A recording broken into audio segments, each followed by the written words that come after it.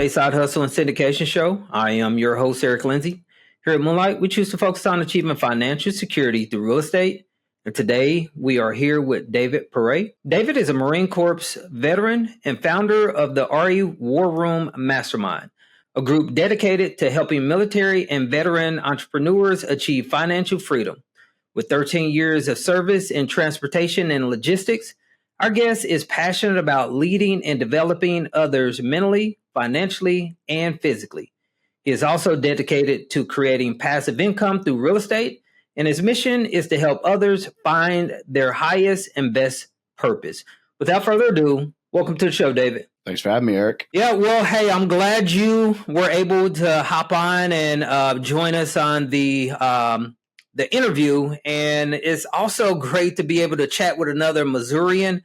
You're not too far from me. You're in Springfield. I'm in Kansas City. And so, I love interviewing native guys to Missouri. But hey, with that being said, if you could share just a little bit more about your background and also how you got started in real estate, that'd be great. Yeah, man. No, I grew up in Little Rock, Arkansas. I joined the Marine Corps because I didn't know what else to do with my life. And I wanted to, well, if you want to leave the Midwest and have some adventures, what better way than let Uncle Sam pay for it? And somewhere along the way, I got placed here as a recruiter for 3 years. And it was during that time that I got handed the book Rich Dad Poor Dad, got into real estate investing, bought my first duplex, and then that rolled into another property. You know how the game goes. So about 5.5, 6 years later, I was probably 6.5 years later, I was able to exit the military. And by that time I had 116 doors, I think, that I owned. And I didn't have to take a job, which is cool. We just kind of scaled from there, mostly real estate, a lot of online and kind of community stuff, helping service members and vets also learn about real estate by documenting my journey. But I'm kind of a hodgepodge investor, right? I've bought everything. I always joke with people. They're like, what's your niche? And I'm like, buy and hold. And they're like, well, what does that mean? I'm like, if I can buy it and hold it, I will. I don't necessarily care. So, right. Well, no, hey, well played on that. I mean, that was great to go off to the military, get an education, serve the country. And I always like to say thank you for your service to military personnel and veterans. But you was also able to buy real estate while you were deployed or while you were active within the military. If you could just share a little bit or share some details as to how you were able to do both. There's a lot of people that listen to the podcast and they have W-2 income, or either they're business owners and they are maybe facing some challenges from time to time. I know personally I've got W-2 and it gets difficult to be able to juggle both my real estate investing career and my W-2. If you could just share some things that was working for you and maybe some things that weren't. Yeah, honestly, I think W-2 is like a hack for getting started in real estate, especially because I always tell people I love house hacking. So like if someone's like, well, what would you suggest for like my first purchase? I'm like, if you can use a FHA loan or VA loan or a 5% down conventional loan and buy a fourplex, live in one unit, rent the rest, and you'll learn all the basics of being a landlord, get all the real estate benefits from cash flow, depreciation, appreciation, debt pay down. And it's not as scary to get started because you're buying a house. Like you got to pay to live somewhere. Why not live somewhere where your tenants actually pay for everything and you get to live really affordably or for free, maybe even get paid to live there? And so I think that's a really cool strategy. And you're not really going to be able to do that unless you have a W-2. And you can, but you get stuck in this like unbankable thing where nobody will lend to you. Whereas if you have a W-2 and not a ton of debt, they're like, oh yeah, here's a loan. So I think that's, everybody says they want to get out of the rat race, get out of the W-2 and all that. But like the reality is, having a W-2 can set you up for success tremendously at the beginning. And especially at the very first, when you're looking for like one or two properties, like it doesn't take a ton of time to get into real estate. You spend an hour every day looking for some deals and networking, and you'll be able to do everything you need. Even when I was like aggressively trying to build, I was probably working 3 or 4 hours a day on my real estate business, still full time. And I was growing very well. So, it just comes down to time management and priorities. Now it gets a little more complex if you're W-2 plus married, plus kids, plus, kids have hobbies. Like now you're getting into a bit more time crunch, right? But if you're young and have a W-2, like whatever, man, work some nights, work some weekends, and you'll be fine. Yeah. So you were putting in 3 to 4 hours per day in your real estate business, and you were able to accumulate 116 units. Did you create some kind of system to be able to achieve that? And what kind of time frame did that come within? 5.5 years. It took 5.5 years. Systems, yeah. I mean, along the way, there were some built out for sure, like towards the end. At the beginning, no. I mean, shoot, my second deal, I was handwriting letters to people who own duplexes. And one of the guys called me and said he had a 10 unit he would sell me. And we just kind of went through that and was like, I don't know what this looks like. Let's talk through it. But it was really, I did that while we have these 24-hour duty shifts where you just like stand post, and I was just handwriting letters on post, and that was like over a Friday night into Saturday morning and just living it up. But I mean, it really just comes down to how bad do you want it. I mean, at that point in time, like I was waking up at 4 a.m. some days, or I'd work my lunch shift, taking calls, or, coming home and working evenings. But realistically, like if you just put in a full day on Saturday, doing some kind of outreach or marketing or whatever, you could pretty much just answer texts and emails through the week and still find deals. It's as you try to scale, right? It becomes, I mean, there's a lot of ways to do it, but I would say the time working real estate becomes almost less important than the time networking and meeting potential investors, because the real, hinge for scaling for a lot of people is capital, and we all run out of it. So you need to just start getting out there and talking about what you're doing and meeting new people. And if you do that, like the deals can come to you, or you can find the deals in a fairly limited amount of time. I probably spend less than an hour a week on my real estate right now, because deals just kind of show up and I'm like, I like that one. I don't like that one. I like that one. Yeah, let's do that one. And then I find, a good operator or a good property manager, and I just find the capital for it, pull the trigger, and my partner operates everything. And that's come with time, but now that's kind of my system. There was a time there where my system was like, I was sending letters, I was having a team answer calls. There was a lot more to it. But that was when I was like wholesaling, and that was a very active version of real estate. Now it's, all you have to do is buy a property and manage it correctly. That doesn't take too much time if you have a good team.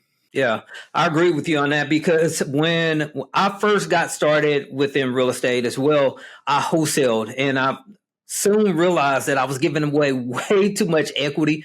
I wasn't capturing any of the equity, and I was doing all that with a full-time job. And so I probably was doing somewhere close to 25 to 30 properties per year. And so I mean, if you take advantage of the opportunities that you have, it sounds like that's exactly what you did when you were in the military. You had some downtime, and instead of just shooting a breeze or watching endless amounts of TV, or playing on your cell phone or looking at social media, you were taking action and building some financial resources for yourself. So yeah, great job on that. Hey, David, if we could go a little bit further, as of today, what does your business model look like? I know that you do some things within boutique hotels. Could you share a little bit of what that looks like and what makes it so attractive for you? Yeah, that's a fairly new development. We bought our first, I guess, intentional boutique hotel in December. I bought a hotel 3 years ago that was unintentional and not necessarily boutique, but it wasn't a flag. Like it was a mom and pop owned. So technically boutique, but nothing. When you think boutique, you think like a really cool, unique property. That like, this was not that. It had been I can't think of the chain. It had been built as something like some just kind of cheapo, normal hotel chain that we've all heard of, and it lost the flag. For anyone listening, a flag is when you run like a Marriott or like an actual like hotel chain puts their stamp on it, and there's a lot of things you have to do for that. So this one had been a flag. I forget what brand, and then it lost that because it was just poorly managed, and then that's kind of where we came in. It had actually gone to it had been purchased by the bank. It was an REO, and a gentleman bought it back trying to convert it into assisted living. The city was like, that's our only hotel. No, we need it. And he didn't want to run it as a hotel. So I was doing the wholesale. I sent him a letter to a single family house he had, and we probably negotiated over like 6 phone calls on my lunch break. But he was like, if you want the house, you can have it, but you got to buy everything. And I'm like, what's everything? Because he was just old and done, didn't want to deal with real estate anymore. And I was like, what is everything? He's like, a hotel, this apartment complex, and the house. And it was a total of like 79 doors. And we negotiated everything. We bought everything. And then over the time, we've kind of sold some of the properties. We just locked the property, the hotel, under contract here recently to sell. And yeah, it was good, but that hotel was a pain in the butt. And it was a pain in the butt because we bought it wrong. We didn't know how much of a factor the market had and the traffic there. We didn't know that the city wasn't really growth oriented and didn't really care to help us bring people into the hotel. There's just a lot of stuff there. And we had issues with finding good people to work there. We probably turned over the entire staff like 3 times in 3 years. And we finally brought in a really good manager that lives in house, and they have done amazing. We're profitable. It's great. But I took a lot of those lessons, and it's funny. There were 3 of us who bought it. 2 of my partners swore off hotels forever. They're like, they're too much work. And then a buddy of mine who had bought 5 hotels as intentional boutique, nice, we're talking, Panhandle, Florida, Tahoe, whatever, calls me. And he's like, I got this deal that I'm taking down. Like, it's 2 miles outside the entrance to Smoky Mountain National Park. The town has doubled in population in the last decade. It was poorly managed. Here's the link. And from just looking at it, I was able to see from what we'd done with our hotel, like, oh my gosh, they're missing all sorts of revenue, and it's currently positive. So if we bring it into the 21st century, because it hadn't been updated in like 20 years, it wasn't in bad shape. It was just not like new, and hotels, they want you to be new and nice, and or guests do. And so we were looking at it, I was like, dude, if we just do like a lipstick reno on this thing, and then we, run it with legitimate operations, we will crush it. And so that was the first like true boutique hotel we bought. I love it. We were actually negotiating on another one in St. Croix in the Virgin Islands, and unfortunately someone beat us out with a cash offer, but we still have a backup on it, but we'll see. But we're looking for others right now because it's been a fun game. And part of the reason for that, if you think about it, is like, everybody loves multifamily apartment complexes because it's like owning a rental property at scale. You have one roof for 60 units rather than 60 roofs for 60 units, and one manager for 60, and one, location for me. Like, there's a lot of benefits to that. Hotel is very similar to that, except instead of replacing a residential property, it's replacing an Airbnb property. And, everyone's got all these issues with regulations coming and just slapping Airbnbs and saying, can't do it, sorry.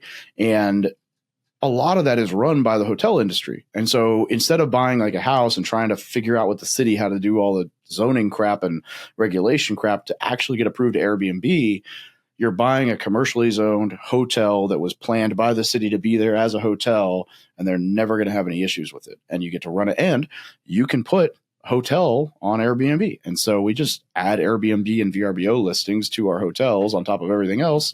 And it's just an additional revenue source. Yeah, I love that plan to avoid having to not worry about the bureaucracy and the red tape that's coming down the pike on short-term rentals by actually operating a hotel. And that's what a lot of the city planners and a lot of the regulations are coming against these Airbnbs for, or the short-term rental space, because they're operating as a hotel. And so I love that, because there's tons and tons of people that's trying to accomplish that through the medium-term rental space. And the only problem with that model and that business plan that stands out to me is just the amount of tenants. I mean, how much demand are you really going to have for a person that's wanting to stay within one location for 30 days at the bare minimum? And so buying a motel or buying a hotel the way you did and the way you guys are pursuing now, that's really intriguing. So was that the only one that you guys actually purchased, or have you guys actually purchased another one? Yeah. So, I mean, we bought this one in Tennessee in December. It's 130 keys. It's got 3 pools, 2 hot tubs, wedding venue. We're adding a gym. We're going to add it's got like typical hotel breakfast, but we're going to add an on-site coffee shop restaurant in one of the extra buildings. So we're going to add several different streams of revenue. It's on, I think, 12 acres. It's 8 buildings. It's super cool. It's like log cabin style buildings, like old school log cabin, green roofs, looks really cool. And it's, like I said, 2 miles outside of Smoky Mountains, tons of traffic. Property has decent reviews, but we're bumping everything up. We're doing a $3.3 million renovation to touch everything up on it. We bought it for 7.7, post reno appraisals around 14. So, we should get some equity in there, and the projections are pretty good for our, we should be over a 20% IRR, over 21 probably, for investors. So it's pretty cool. That's the first one we've taken down. We had offers on some other ones, but I guess that's the second hotel I've bought, the 6th hotel he's bought, but it was the first one I went looking for, as opposed to, finding a hotel and not having any idea what to do with it, and then learning all the things the hard way because I was too stubborn to ask for help. Yeah, great job. So how did you guys go about locating this? Was this off market? Did a broker bring this to you? How were you able to locate this? Interestingly enough, and this is actually pretty cool. So I run the War Room Mastermind, which is it's kind of my mentorship program, I guess. I don't know. It's just a community for service members and vets who are serious about financial freedom. And one of the guys in the group found it totally off market and was like, I got this buyer or the seller. I don't know anything about hotels, but it's a cool looking property. Does anyone buy hotels? And then this other guy in the group was like, I do. And I've known him for years. And then as he was going through it, he's like, I need help raising capital. And I was like, I know people. And so we all brought in the money. And then I took over, I run the Google business page. I run the kind of the social media, the third party booking, the tech side. And then he runs all the ops and management. And then we brought in a bunch of investors and took it down. Blake was looking for stuff. Somebody in the group just randomly found an off market hotel and was like, who wants these? And then that fit all of Blake's buying criteria. And then the second one that we were trying to buy in St. Croix, that one we were hunting. We were like, man, if we could buy something on an island, this would be cool. And we just happened upon kind of similar. If you put it out there enough, there's not a ton of people hunting boutique hotels. And so a friend saw it, thought it looked really sick, and brought it to us. And we flew out there, looked at it, and I didn't. Two of them flew out there and looked at it. I was unfortunately disposed of that day, but it was sick, and we were very close to an LOI signed. Had we gotten it to him 2 days earlier, we very well might have had an LOI signed. But the day that the LOI was due back, some company or some investor I think he was in Britain, somebody in the UK was like, hey, I'll give you 12 million cash. And our offer was 9.8. So I'm like, exactly. And are these boutique hotels, are they older properties? Because the name alone, it makes it sound as if they're extremely old and dated properties. How old are these hotels? This one is I want to say it's 1976 build. So it's really not that old. I mean, I guess depending on where you live, if you're in San Diego, 1970s will probably scare you. If you're in Missouri, you're like, oh, wow, that's a baby. Everything we've got is 200, 150 years old. So, this one was pretty new. Some of them are old. Some of them are just mismanaged. They're all mom and pop, non-flag. When you say boutique hotel, it's usually kind of a theme and more I won't say unique, but they're pretty and not necessarily just a gorgeous building, but you wouldn't generally see a Marriott that's a full on log cabin with fireplaces in the rooms and and so this is that and everything is rustic. We're gonna do what's the official term? There's some designer term for rustic country lodge or whatever that we're going to do through the entire thing. Whereas, most of these hotels are some, a modern looking kind of boring color scheme, and they all look the same. These ones pop out. So the one he did in Tahoe was, bright colors, and it was very small. I guess he did 2 in Tahoe, but one of them was smaller building, very like, I guess, lake themed. And then the one in Florida is very beach themed. And so they usually have like a theme and they kind of fit the vibe, and they're much more kind of like an Airbnb where they're like very unique and well-designed properties. And you're trying to create a cool experience, vice just a room to put your head down. Yeah, these investments, these properties, they sound like some really good opportunities. What does the underwriting look like on this? If you don't mind me asking, is there a certain rule of thumb that people should be aiming for when they're looking to go into the hospitality or buy these motels or hotels? What kind of occupancy should you expect or underwrite for, or and what do these things trade for as far as cap rates? Yeah. It's the Wild West, man. I would say honestly, and I'll just pitch it. Blake runs a coaching program on boutique hotels. I would just default to him. Most of it, you're going to be looking at essentially CoStar has a company that specializes in hotels. So you're going to want to pull like the average nightly room rental, the revenue per, they call it RevPAR, revenue per available room over the year.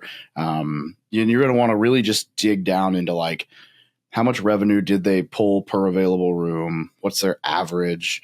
What was the occupancy? What's the market? I mean, it's all very market specific. Some markets are, you might get by with like 40% occupancy and a higher price. In some markets, if you're not at 70, you're getting wiped out. It fluctuates so much. Like our hotel has averaged like 45% occupancy, 50, and it's not like incredibly profitable, but it's not losing money. In fact, we've put $250,000 of CapEx into it and still been able to sustain rather than, losing our shirt. Whereas like the one in Tennessee is going to need to operate closer to 60 or 70, or ideally 60 or 70. We'd have to be at 50 to break even. So it just varies.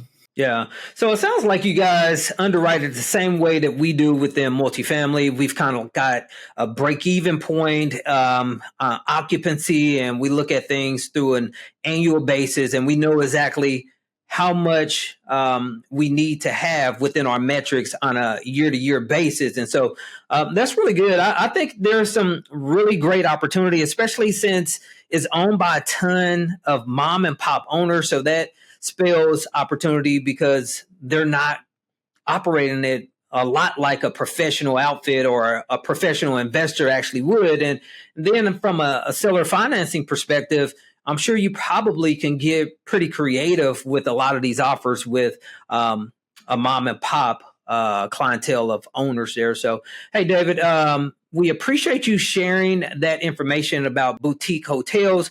We're going to go a little bit further into the show. We've got a portion that we like to call our Moonlight Coaching Round. And what we always do is ask our guests a few questions. If you could hold your response to between 1 to 2 minutes per question, that'd be great. Yeah. One last thing, though. I totally spaced this. If you're buying a hotel, the rule of thumb, just as like the easiest metric to see if you're even ballpark, probably don't want to spend more than like 3x revenue from the previous year. Okay, sweet. Great information. First question I have for you is, what do you think every new real estate investor should know before investing in real estate? Shit's going to go wrong. Have reserves. Plenty of times. Okay, the next question. Knowing what you know now, what kind of advice would you give a person attempting to get where you are within your real estate journey about balancing business and life? I don't necessarily believe in balance. And I've argued this back and forth with people. Like, you're all in at work and then you're all in at real estate. Like, it's less about, everyone thinks balance is like, oh, everything's yin, yang, it's even, it's great, it's whatever. Like, no, you're all in wherever you're at. You just need to schedule that time on your calendar and go all in on real estate. You have to make it a priority. If you don't make it a priority, you're never going to do it. There's always going to be something that gets in the way. There will always be a reason not to buy a property if you look hard enough, and you'll never achieve what you want if you always kick the can down the road. The other thing I would say is just filter the advice you receive from people by the lens of whether or not that person's achieved what you want to in that area. That's great advice. And it's always interesting to ask these questions to my various guests because everyone's perspective is a little bit different. You've got people that are heavy on balance, and then you've got individuals that's all work and just hit the goals and put everything to the side. So, and I love it. I love to hear different perspectives and different takes to give our guests and to give our audience a wide array of guidance there. So next question I have for you is, if a person had minimal amounts of time, no money or experience, but they wanted to start a business like yours, what steps would you recommend for them to take to start and scale a business like yours? I mean, I wouldn't do anything until you spend the time learning. Your education is going to be the most important part getting off the ground, because if you don't know anything and you go to partner with someone who knows the things, that only works if that person's like really got your best interest at heart. It is too often I see people partner with who they think is great because they don't know any better and they get screwed. So I would say either spend the time learning everything and really dialing in on like what niche you want to invest in and learning about that niche. I mean, there's a million different ways. So like figure out what your 5-year vision is, back plan from that. How do I get there? Because if your 5-year vision is sitting on a beach drinking a pina colada and making money passively, then you probably just want to make as much money as possible, give it to someone like Eric and let him invest it so you can do that. You don't want to start a wholesaling company because you'll never be able to sit on a beach drinking a margarita or whatever and chill. You'll be busy all the time, but you'll make good money. So figure out long-term vision, what investment strategy helps you get there. Spend all the time learning that investment strategy. Or if you're not going to do any of that and you're just going to blindly trust somebody, do a background check. Yeah. No, that's sad. It's sad, but it's true. And I mean, I know I personally been hosed multiple times. And so it's one of those things. And like you said, you want to get educated, because the more educated you are, you're going to start seeing those things coming.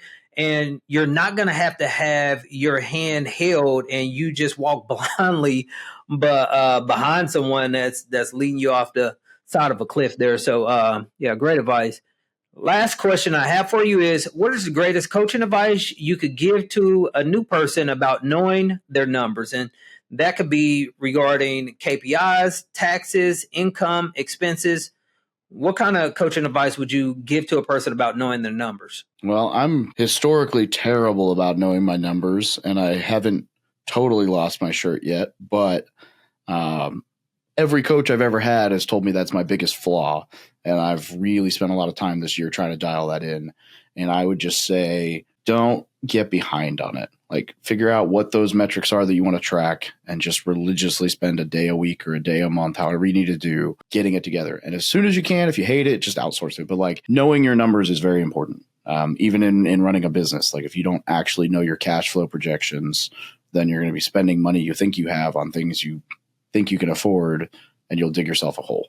And so really just understanding that not what you expect. So pay attention to it, and the KPI is the easiest one, because it's like the lead measures. Like if you don't track what efforts you're putting in, it's very easy to convince yourself you're making progress when you're not. Yeah, you definitely need to know exactly how your business is performing, and KPIs is going to be the best metric to be able to tell you that, along with a profit and loss statement. Because if you're upside down, if your business is not producing profit, you know that your business is actually failing at that point. So, David, great answers to each one of those questions. We're going to wrap things up, but before we do, we always like to have our guests share a great personal development book or either a great business book.